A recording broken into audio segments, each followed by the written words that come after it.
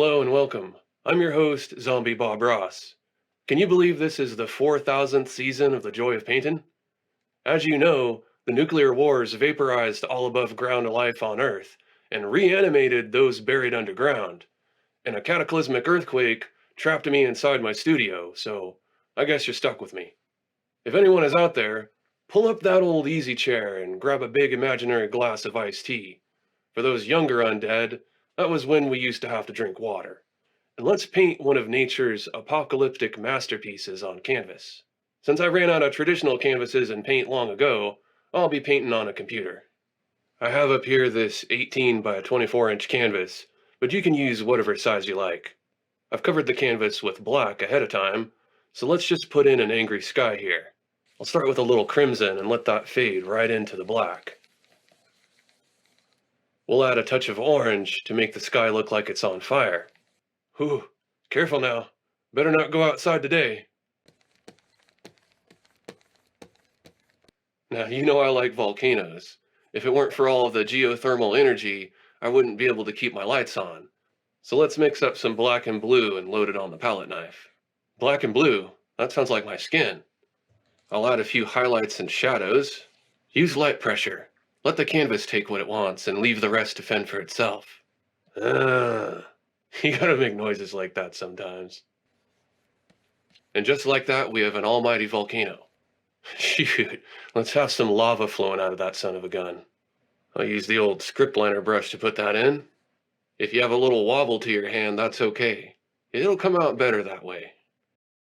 I'll blend the bottom of the volcano a little bit, and I'll add some pollution to the base of it.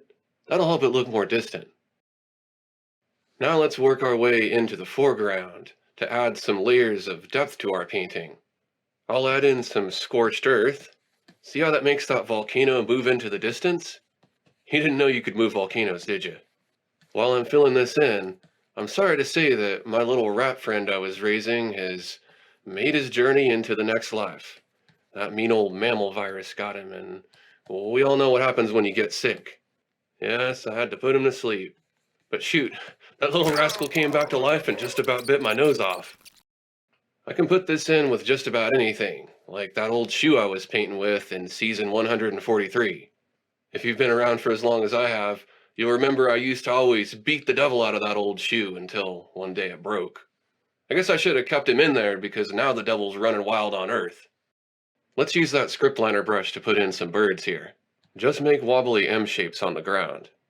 Now I want to use the edge of my palette knife to scratch in some dying grass and twigs that are struggling to capture sunlight through the ash-covered sky. It helps to think like a twig. Make friends with them. If you were a twig, where would you live? You don't have to be crazy to be an artist, but most of us walking the earth are. I think we have a few minutes left to put in a couple of big dead trees. Without that mean old director I used to work with, I have trouble keeping track of time. But the mind goes when you're my age. This is your bravery test. And let's give him a few gnarly branches. Well, that old broken clock on the wall says what it always says, that it's time for me to get back underground. But I'll be back tomorrow, and the day after that, and the day after that. Forever. It warms an old man's heart to know that folks like you are still enjoying my work, and I'm happy to bring you the joy of painting with full ownership of my name and likeness. Shoot, those Bob Ross branded gas masks were the last straw for me. I was literally rolling in my grave until I managed to get it open. I really should have paid extra for that model that had the handles on the inside, but who knew?